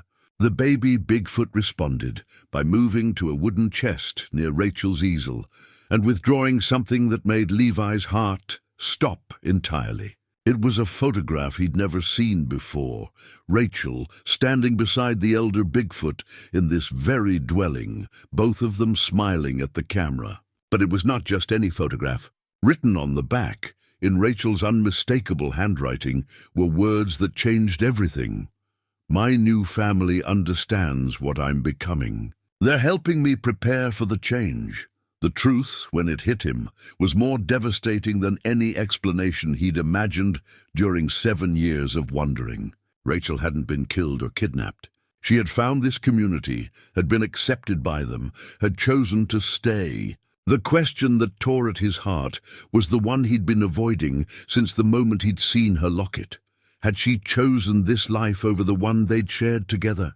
The photograph trembled in Levi's hands as he stared at Rachel's familiar handwriting, the words blurring through his tears. My new family understands what I'm becoming. They're helping me prepare for the change. 7 years of assumptions crumbled in an instant, replaced by questions so profound they made his head spin. What change? What had she been becoming? And why hadn't she told him? The baby Bigfoot watched his reaction with obvious concern, making soft, comforting sounds as Levi struggled to process this revelation. The elder Bigfoot approached slowly, its massive hand resting gently on Rachel's journal, which Levi suddenly realized he was still clutching like a lifeline. The creature's deep voice rumbled in what was clearly an invitation, gesturing toward a comfortable sitting area arranged near the dwelling's largest window. With legs that felt unsteady, Levi allowed himself to be guided to a chair carved from a single piece of redwood burl, its surface polished smooth by years of use. The baby Bigfoot settled beside him while the elder took a position across from them, Rachel's journal placed reverently on a low table between them. The arrangement felt ceremonial, like a formal presentation of evidence that would reshape everything Levi thought he knew about his wife's disappearance. Day 34 evening. Major revelation. R appears to have chosen to stay with Bigfoot community. Reference to change and becoming suggests transformation of unknown nature. Everything I believed was wrong. The elder Bigfoot opened Rachel's journal to a page marked with a pressed flower, a wild rose from the meadow where Levi had proposed 8 years ago. The sight of it made his chest ache with memory, but it was Rachel's words on the facing page that stopped his heart entirely. May 15th. The changes are accelerating. My hands look different now, stronger somehow, and my night vision has improved dramatically. Dr. Morrison would call it impossible, but the evidence is in my mirror every morning. The community here has seen this before. They say it happens sometimes to humans who carry the old bloodlines. They're not frightened by what I'm becoming. They're helping me understand it, Levi's hands shook as he read his wife's familiar handwriting, describing impossible transformations. His mind reeled, trying to process words that challenged everything he understood about biology, about reality itself. But the journal entry continued, and each sentence drove the truth deeper into his stunned consciousness. May 22nd, Levi would be terrified if he could see me now. The physical changes are undeniable.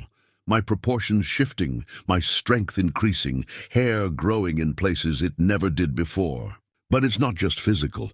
My senses are so much sharper, my connection to the forest so much deeper. I can hear conversations between trees, feel the emotional states of animals. I'm becoming something more than human, and I don't know how to explain it to the man I love. The elder Bigfoot turned the page, revealing an entry that made Levi's world tilt completely off its axis. June 3rd. I'm pregnant. The timing is impossible to explain to anyone who doesn't understand what's happening to me. The baby is growing faster than any human pregnancy should allow, and the ultrasound images Dr. Morrison showed me look nothing like a normal fetus. Our child is going to be like me, transformed, caught between two worlds. The community elders say this is how their people have survived, through unions that bridge the gap between human and something older, something that belongs to the deep forest. Levi couldn't breathe. Pregnant. Rachel had been pregnant when she disappeared, carrying his child, a child that was apparently developing into something beyond human understanding. The implications crashed over him like an avalanche. She hadn't been taken or killed. She had fled, hiding from him the most fundamental truth of their relationship. June 10th. I can't tell Levi. How do you explain to someone that their wife is turning into a creature from mythology? How do you tell them that their unborn child will never fit into the human world? He would try to find doctors, try to fix what's happening to me. He wouldn't understand that this isn't a disease or a curse. It's an awakening of something that was always part of my bloodline, something that skipped generations until it chose me. The baby Bigfoot moved closer to Levi, its small hand resting on his arm in obvious comfort. The gesture suddenly took on new meaning, and Levi found himself studying the creature's features with desperate intensity. The shape of its eyes, the tilt of its head when thinking, the gentle way it offered comfort, all of it achingly familiar because all of it echoed Rachel. "No," he whispered. But even as he spoke the word, his heart was recognizing the truth his mind refused to accept. "No, that's not possible."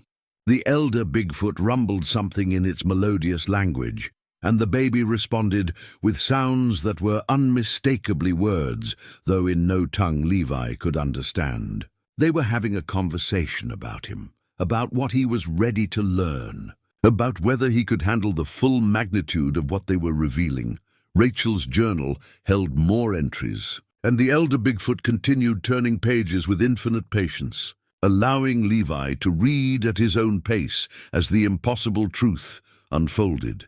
June 18th. The transformation is accelerating as the pregnancy progresses. My body is preparing itself for a birth that will bridge two species. The community's midwives, if that's the right word for ancient beings who understand mysteries that human medicine never could, tell me the change will be complete by the time our child is born. I will no longer be human, and neither will our baby. June 25th. I've made the hardest decision of my life. I can't go back to Levi while this is happening. He would see it as a horror to be cured, rather than a miracle to be celebrated. Our child deserves to be born into a community that understands and accepts what they are, not a world that would see them as a monster.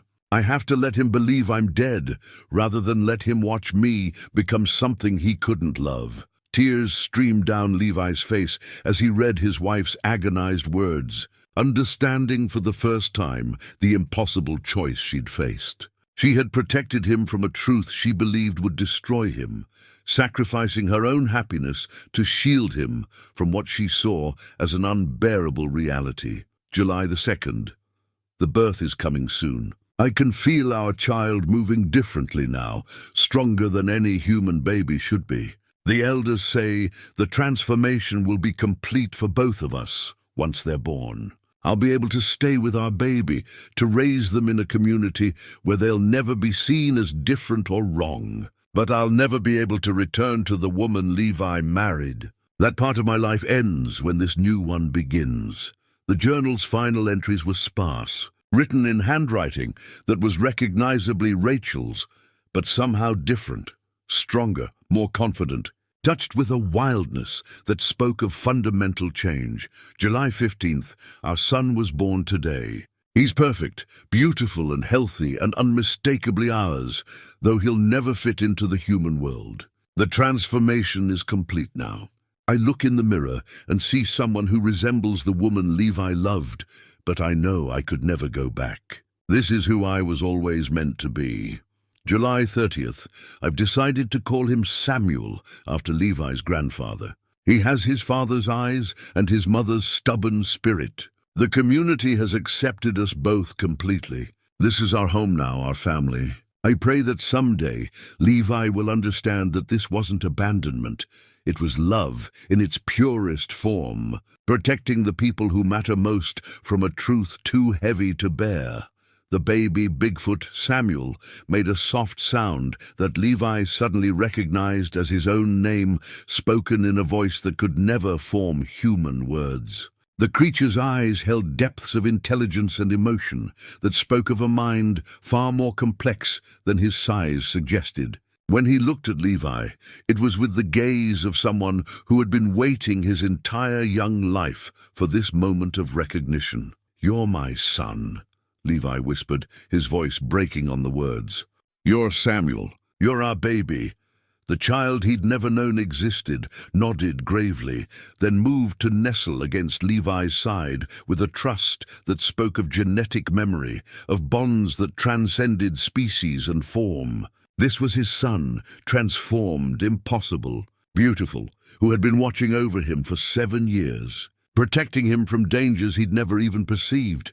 The elder Bigfoot spoke again, its voice gentle despite its depth, and somehow Levi understood the meaning, if not the words. It was explaining Rachel's final transformation, her integration into their community, her role as both bridge between worlds and mother to a child who belonged fully to neither. The creature's tone carried respect, affection, and infinite sadness for a loss that had saved one family by destroying another. "Where is she now?" Levi asked, though part of him already knew the answer from the elder's solemn expression. "Where is Rachel?" Samuel made a soft, keening sound and pointed toward the deeper forest, toward places where even this hidden community rarely ventured. The gesture carried finality, loss, and the weight of saying goodbye. The elder Bigfoot nodded confirmation, its massive hand resting gently on Rachel's journal as if protecting her memory. She was gone. The transformation that had given her a new life and their son, a community, had ultimately consumed her, leaving behind only the child she died protecting and the love that had motivated her impossible sacrifice. Levi's grief doubled and redoubled, not just for the wife he'd lost, but for the years of his son's life he'd missed. For the woman who'd faced the most terrifying transformation imaginable without the support of the man who'd promised to love her through anything. "I'm sorry," he whispered to Samuel. To Rachel's memory, to the years of misunderstanding that could never be reclaimed. "I'm so sorry I wasn't there for either of you." Samuel looked up at him, with eyes that held no blame, only love and the patient hope of a child who had finally found his father. The truth was more devastating than any explanation Levi had imagined, but it was also more beautiful. Rachel hadn't abandoned them. She had transformed into something magnificent to give their son a place in the world. And now, impossibly, Levi had a chance to be the father he'd never known he was, to love a son who had been protecting him all along. The 3 days that followed the revelation in Rachel's dwelling passed in a blur of emotional upheaval and tentative bonding. Levi found himself torn between overwhelming grief for the wife he'd truly lost and the miraculous joy of discovering a son he'd never known existed. Samuel, he had to keep reminding himself that the baby Bigfoot had a name, was his child, seemed to sense his father's internal struggle and responded with a patience that broke Levi's heart with its maturity. Each morning, Samuel would appear at the cabin just after dawn, not as the mysterious creature who had haunted Levi's peripheral vision, but as a son seeking connection with his father. The dynamic between them shifted with this new understanding, becoming something deeper and more complex than the simple trust they'd been building. Samuel would sit quietly while Levi drank his coffee, occasionally making soft sounds that Levi was beginning to recognize as attempts at communication in their shared genetic language of gesture and emotion. Day 37. Learning to be a father to a son I barely understand. Shows remarkable emotional intelligence, seems to sense my grief while offering comfort, teaching me his communication methods through patience and repetition. The elder Bigfoot, who Levi had learned was called keeper in their melodic language, visited daily to help bridge the communication gap between father and son. Through careful demonstration and infinite patience, Keeper taught Levi basic elements of their gestural language, the subtle body movements and hand signs that allowed complex ideas to be shared across species barriers. More importantly, Keeper had begun showing Levi additional pages from Rachel's journal, entries from her final months that painted a picture of her transformation and her deep love for the community that had accepted her. These passages revealed that Rachel had specifically asked Keeper to watch over Levi after her death, to ensure that Samuel could someday reveal himself when his father was ready to understand the truth. August 12th. I've asked Keeper to promise me something that breaks my heart to request. When I'm gone, I want him to watch over Levi from a distance. Our son will need to know his father eventually, but only when Levi has had time to grieve the woman he married. Someday, when the pain isn't so fresh, Samuel can show him that love doesn't end with death. It just takes new forms. Reading these words, Levi understood that his son's patient vigil hadn't been random or instinctive. Samuel had been following specific instructions from his mother, waiting for the right moment to reveal himself, protecting his father while learning about the man Rachel had loved enough to transform herself to protect. The depth of planning and sacrifice that had gone into this 7-year guardianship overwhelmed him with gratitude and regret in equal measure. But it was on the 4th morning after the revelation that Keeper arrived with something that changed everything once again. In his massive hands, he carried a leather scroll case that Rachel had apparently left specifically for this moment. The case bore Levi's name in Rachel's handwriting, along with a note, to be opened when Samuel and his father are ready to complete the journey. Inside the case was a hand-drawn map unlike anything Levi had ever seen. It was clearly Rachel's work.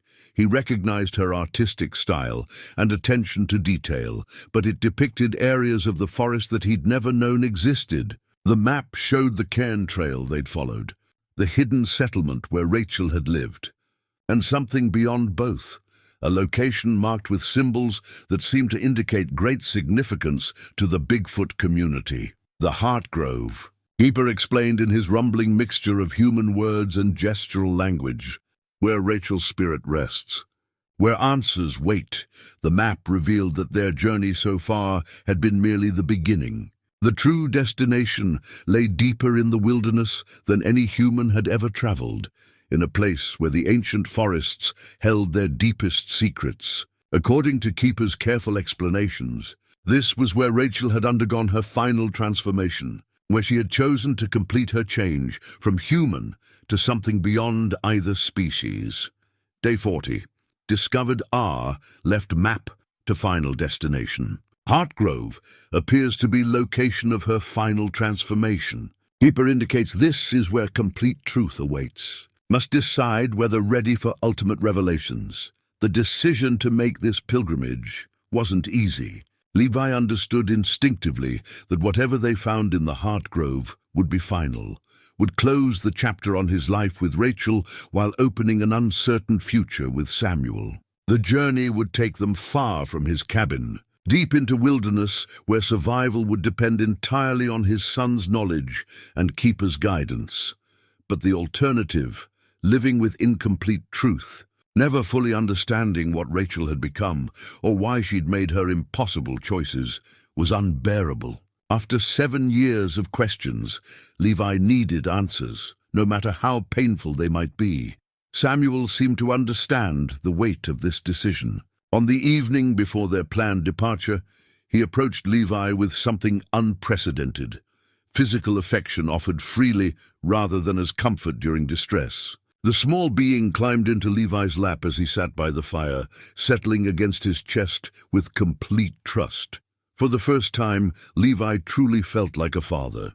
Holding his transformed son, feeling the warmth of his breathing and the steady beat of his heart, the abstract concept of parenthood became viscerally real. This was his child, regardless of form or species. This was the life that Rachel had died protecting, the future she'd seen clearly enough to sacrifice everything to preserve.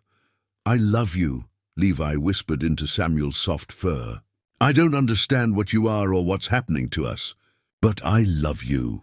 Samuel responded by making a sound that was unmistakably the word papa, filtered through vocal cords that could never quite form human speech. It was the most beautiful sound Levi had ever heard. That night, as Levi packed the minimal supplies they'd need for the journey ahead, he found himself thinking about legacy and transformation. Rachel had become something beyond human understanding to give their son a place in the world. Now it was his turn to transform, not physically, but emotionally and spiritually, to become the father that Samuel needed and deserved. Day 41. Tomorrow we leave for Hartgrove. S called me Papa tonight. Beginning to understand that fatherhood transcends species, that love adapts to whatever form it needs to take. Ready to learn the complete truth about what R became. The map showed that the Hartgrove was at least 2 days' travel from the settlement, following paths that existed only on Rachel's carefully drawn guide.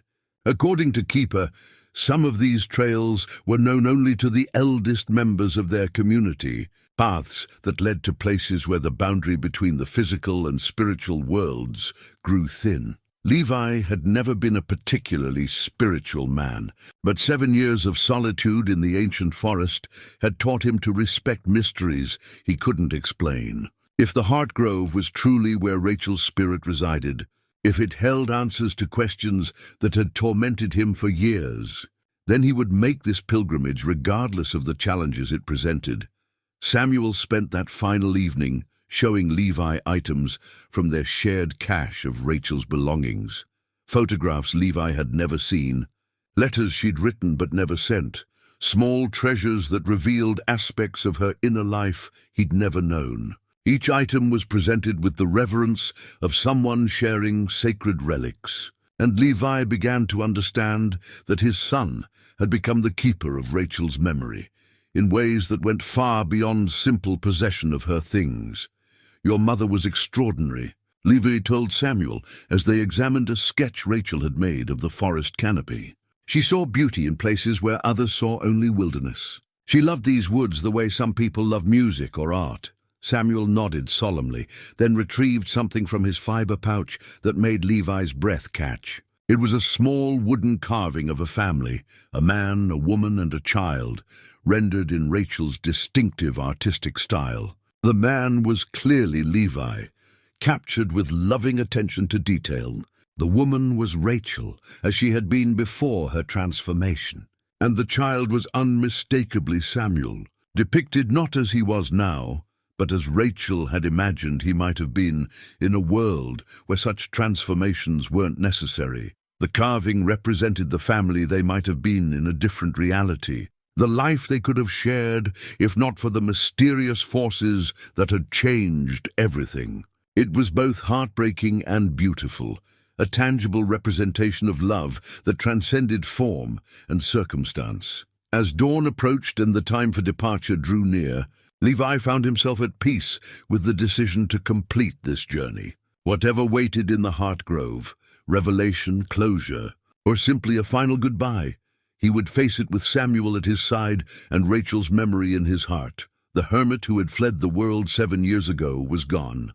replaced by a father ready to embrace truths he'd never imagined, and a future that would challenge everything he thought he knew about family, love, and the nature of existence itself. The final pilgrimage was about to begin. The journey to the Heartgrove began before dawn, with Keeper leading them along paths that existed more as suggestions than actual trails. Samuel moved between his father and the elder Bigfoot with the confidence of someone traveling familiar territory, occasionally pausing to wait for Levi to navigate particularly challenging terrain. The forest here was older than anything Levi had encountered, filled with trees so massive they seemed to support the sky itself. Rachel's map proved accurate beyond his expectations, marking not just the route, but significant landmarks, and even areas where the traveling would be most difficult. Her artistic eye had captured details that a simple trail guide would have missed. The way morning light fell across a particular grove, the musical sound of a hidden waterfall, the distinctive shape of rock formations that served as waypoints on their journey. After 6 hours of steady climbing, they reached the first major landmark indicated on Rachel's map, a natural amphitheater formed by fallen trees and living rock, where the acoustics created perfect resonance for the melodic language of the Bigfoot community. Keeper paused here, gesturing for them to rest while he performed what was clearly a ritual communication with the forest itself.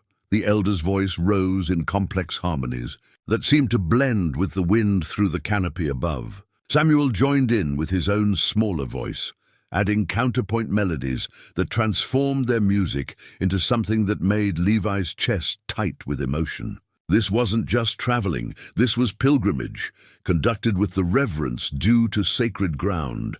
Day 42 reached first waypoint on R's map. K and S performing ritual communications. Beginning to understand this journey has spiritual significance beyond simple travel. Feel privileged to witness ancient traditions.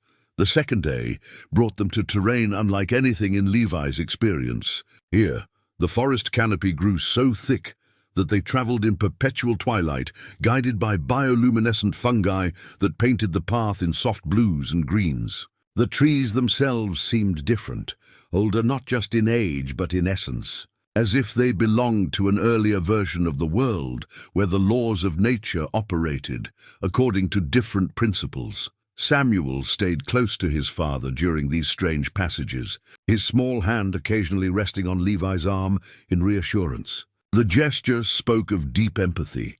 Samuel understood that this alien landscape challenged everything Levi thought he knew about the forest he'd called home for 7 years. Yet the young being moved through it with absolute confidence, clearly as comfortable in this mystical realm as he was in the more familiar woods around Levi's cabin. It was near the end of the second day that they encountered the first of the Heartgrove's guardians. The creature emerged from behind a tree trunk so massive that it took Levi several seconds to realize he was looking at another Bigfoot, this one larger even than Keeper and bearing the unmistakable dignity of great age. Its fur was silver white, and its eyes held depths that spoke of centuries of accumulated wisdom. Keeper and the ancient guardian engaged in a complex dialogue that involved not just their melodic language but elaborate gestural exchanges that seemed to carry layers of meaning. Samuel listened with obvious reverence, occasionally adding brief responses that earned approving nods from both elders. Levi understood that he was witnessing something rare, a formal introduction to the deepest mysteries of their community. The guardian studied Levi with obvious interest, its ancient eyes seeming to look through him rather than at him. When it finally spoke, using carefully formed human words, its voice carried the weight of stone and centuries. "You are the one she spoke of," it said, each word deliberate and profound. "The heart-bonded who mourns what was and fears what might be. She waits in the place beyond changing, where truth takes its final form. Rachel is alive." Levi's voice cracked with desperate hope. The guardian's expression became infinitely gentle. "Life and death are human words for human understanding. She's what she chose to become, waiting where love transcends form.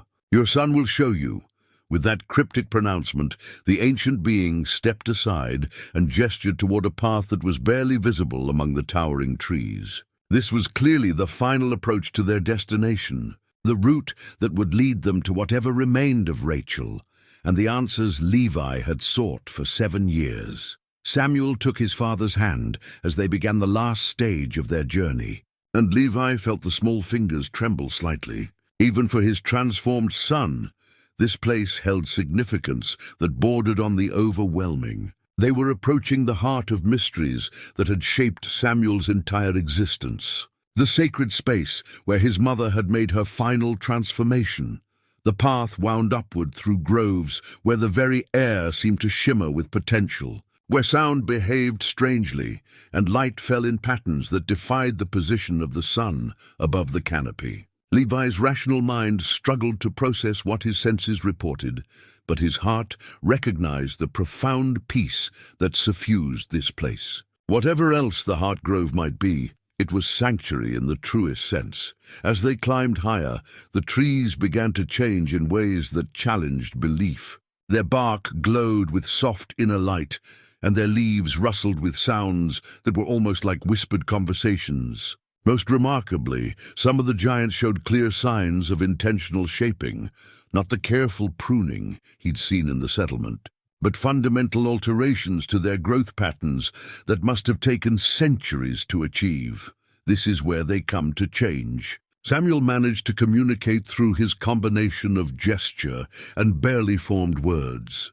Where becoming happens. Levi understood that they were approaching not just a location, but a concept, a place where the boundaries between species, between life and death, between human and something greater became fluid. The Heart Grove was where the impossible became inevitable, where love found ways to transcend every limitation that reality tried to impose. As the afternoon light began to fade, filtered through layers of luminescent leaves, they reached the grove's outer boundary. Here, a circle of the most ancient trees Levi had ever seen formed a natural cathedral, their intertwined branches creating a living dome that pulsed with gentle light. The space within was filled with the sound of moving water and the whisper of wind through leaves that seemed to carry voices just beyond the edge of understanding. Keeper paused at the threshold, his massive head bowed in reverence. Samuel pressed closer to Levi, seeking comfort as they prepared to enter the most sacred space his people knew. And Levi, the broken hermit who had fled the world to nurse his grief in solitude, prepared to face the ultimate truth about love, loss, and the transformations that both could inspire.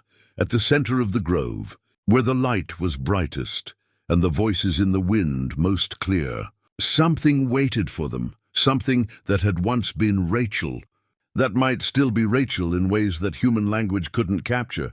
After 7 years of questions, Levi was finally going to learn what love looked like when it refused to accept the limitations of death or form or species. The Heart Grove welcomed them with the patience of stone and the warmth of a beating heart, ready to reveal its most precious secret to a father and son who had traveled impossible distances to find each other, and the woman who had made their reunion possible through the ultimate sacrifice of transformation. They crossed the threshold into the Heart Grove as the last daylight faded, entering a realm where normal rules seemed suspended. The cathedral of ancient trees rose around them in impossible spirals, their trunks wide enough to house entire communities, their canopy so far above that it disappeared into luminous mist. At the grove's center stood a tree that defied comprehension, massive beyond measurement, its bark glowing with soft golden light that pulsed in rhythm with something that might have been a heartbeat. Samuel stopped walking as they drew near the great tree, his small body trembling with emotion. Keeper placed a gentle hand on the young being's shoulder, rumbling words of comfort in their melodic language. But it was toward the base of the impossible tree that they all looked, where something waited that made Levi's breath catch in his throat. She was there and not there, visible and ethereal, Rachel and something far more than Rachel had ever been in human form. The figure that emerged from the golden light surrounding the great tree's base moved with grace that belonged to no earthly creature, yet her face, transformed but unmistakably beloved, was the one that had haunted Levi's dreams for 7 years. Rachel had become something magnificent and terrible, beautiful beyond description, yet alien in ways that challenged the eye to accept what it saw. Her form suggested human origins, but had transcended every limitation that biology imposed. She was taller now, her proportions altered in ways that spoke of strength and endurance beyond mortal capacity. Her skin held the same golden luminescence as the great tree, and her eyes, still brown, still warm with the love he remembered, held depths that spoke of wisdom accumulated across impossible spans of time. "Levi," she said, and her voice was music itself, harmonizing with the whispered conversations of the leaves above. "My heart's home. You found your way here at last." He couldn't speak, couldn't move, couldn't process the reality of seeing her again in this transformed state. 7 years of grief and guilt and desperate longing crashed over him like a tidal wave, leaving him gasping for emotional breath. This was Rachel, undeniably and forever, but she was also something that had never been human, something that belonged to mysteries older than civilization itself. Samuel moved first, approaching his transformed mother with obvious joy, despite the overwhelming nature of her presence. She knelt, a movement that seemed to bend light itself around her, and gathered their son into an embrace that made the golden glow around them pulse brighter. When she spoke to Samuel, it was in the melodic language of the Bigfoot community, but Levi could hear his own name woven through the alien syllables. "She has been waiting," Keeper explained softly.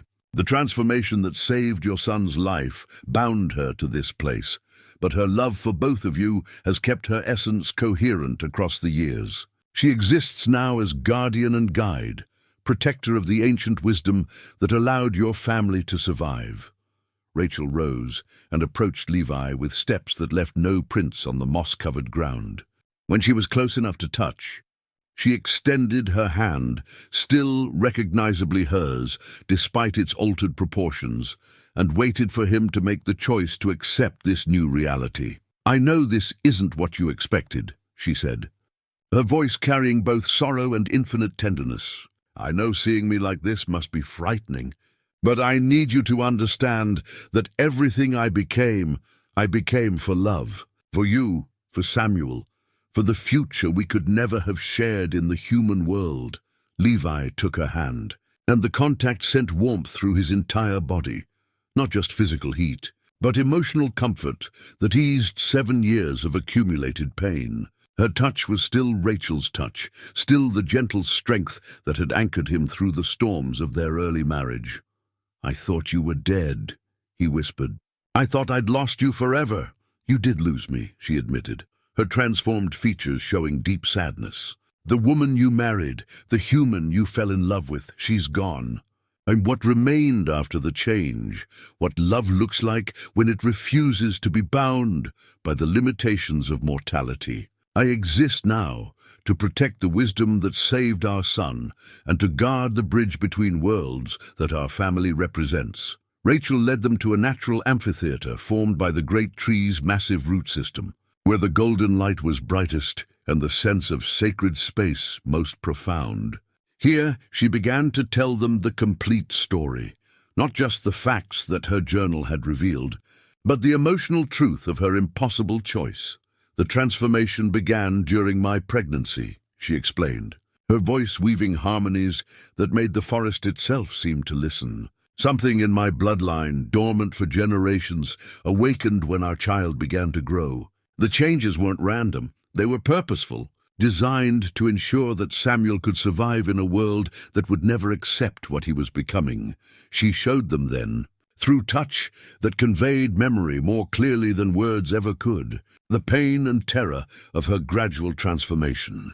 Levi experienced her fear as her body changed in ways that defied explanation, her desperate attempts to hide the reality from him, her growing understanding that their child would never fit into human society.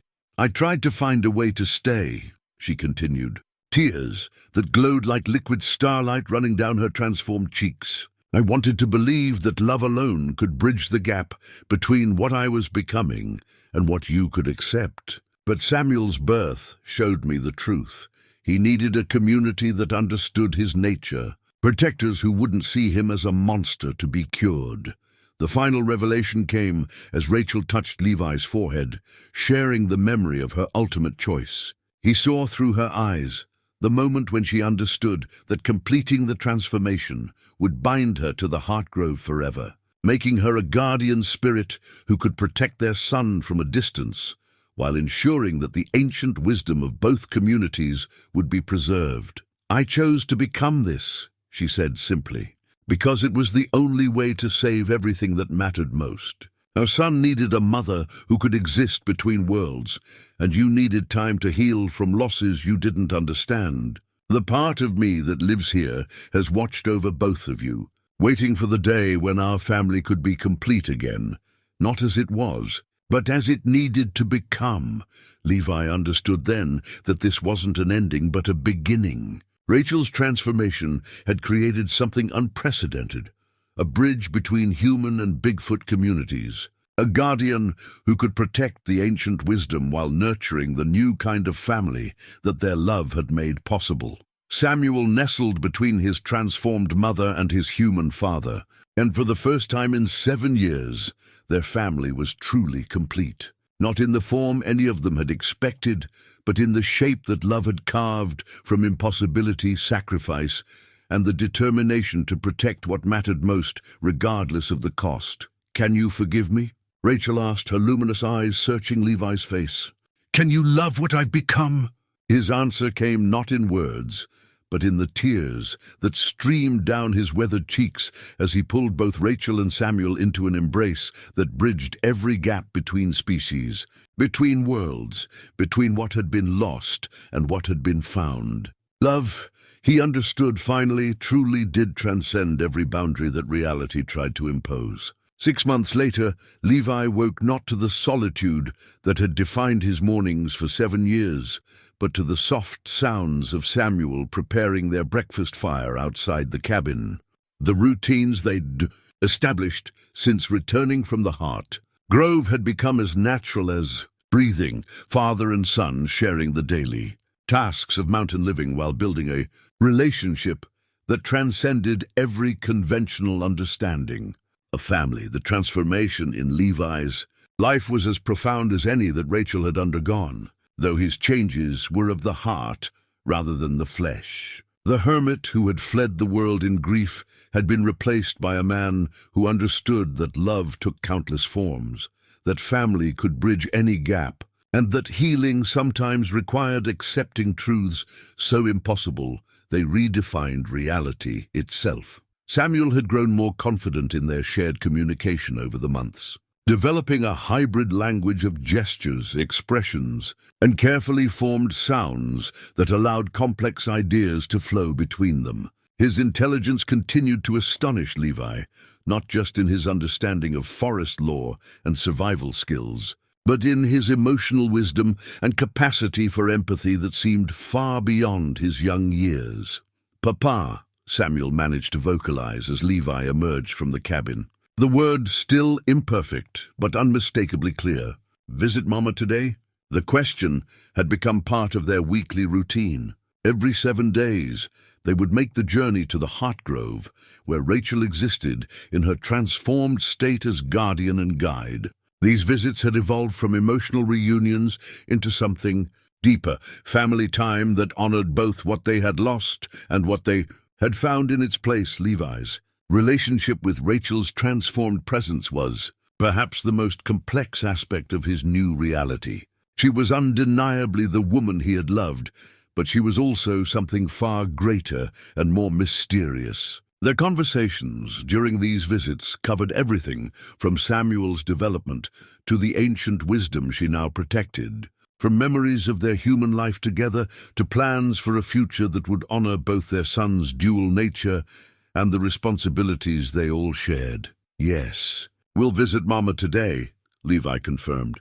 ruffling Samuel's coarse fur with the casual affection that had replaced his initial uncertainty about physical contact. "She'll want to hear about your progress with the new trail markers." Samuel had been working with Keeper and the other elders to expand the cairn system, creating additional routes that would allow safer passage between the Bigfoot settlement and the human world's edges. His unique position as a bridge between communities made him invaluable in planning these connections, and his artistic sense, clearly inherited from his mother, produced markers that were both functional and beautiful. The cabin itself had been modified to accommodate their unusual family situation. Levi had built an addition that provided Samuel with space designed for his specific needs, while the main room had been rearranged to display some of Rachel's artwork and personal items that Samuel had retrieved from the settlement. The result was a home that honored their past while embracing their unprecedented present. During their weekly journeys to the Heart Grove, Levi had begun to understand his role in what Rachel called the Great Bridge Building.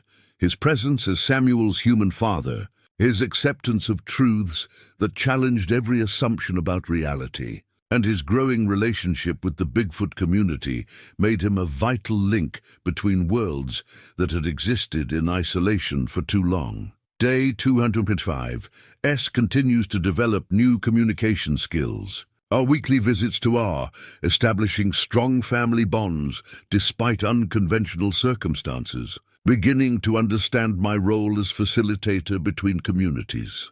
The most profound change in Levi's life was the end of his crushing loneliness. Samuel's presence had filled not just the silence of his days, but the emptiness in his heart that 7 years of grief had carved. Watching his son learn and grow, teaching him the skills of mountain survival while learning from him the ancient wisdom of the forest, had given Levi a purpose he'd never known he needed. The relationship between father and son had evolved into something that honored both their human and Bigfoot heritage. Samuel learned to appreciate the mechanical precision of human tools and techniques, while Levi gained deeper understanding of the intuitive connection to nature that his son's people had cultivated for millennia. They were creating something new together, a synthesis of two approaches to living that enhanced both. During one particularly meaningful visit to the Heart Grove, Rachel had shared with them her vision for the future, a gradual revelation of truth that would allow limited contact between the hidden community and selected humans who could be trusted with such profound secrets. Samuel would play a crucial role in this process, serving as living proof that cooperation between their peoples was not just possible, but beneficial. "The world is changing," Rachel had explained, her luminous form pulsing with gentle light as she spoke. "Humans are beginning to understand that they share the earth with intelligences they never recognized. Our son represents the future, a bridge between worlds that have been separate for too long." Levi had accepted his role in this larger purpose with the same quiet determination that had carried him through 7 years of solitude. If Samuel's unique nature could help heal the ancient divisions between human and Bigfoot communities, then Levi would do everything in his power to support that mission. As they prepared for their weekly journey to the Heart Grove on this autumn morning, Levi reflected on how completely his understanding of family had transformed. The nuclear family he had imagined during his marriage to human Rachel had been replaced by something far more complex and beautiful, a connection that included a transformed wife who existed as a guardian spirit, a son who bridged species, and an extended community of beings who had accepted them all despite their unusual circumstances. Samuel gathered the gifts they would bring to Rachel: flowers from their garden, interesting stones from their explorations, and a small carving he'd been working on that depicted their cabin, surrounded by the protective spirits of the ancient forest. These offerings had become part of their ritual, ways of showing love and respect that transcended the barriers between physical and spiritual existence. The trail to the Heart Grove had become as familiar as the path to Levi's old snare lines, but it never lost its sense of pilgrimage. Each journey felt like traveling to a sacred space where the impossible became routine, where love proved stronger than death, and where a family torn apart by transformation had found new ways to be whole. As they walked through the towering redwoods, Samuel's small hand in his, Levi understood that he had become something he'd never expected to be, not just a father, but a guardian of mysteries that challenged every assumption about reality. His life now had meaning that extended far beyond personal survival or even personal happiness. He was part of something larger, something that would help shape the future. Relationship between two intelligent species who shared more than they had ever realized.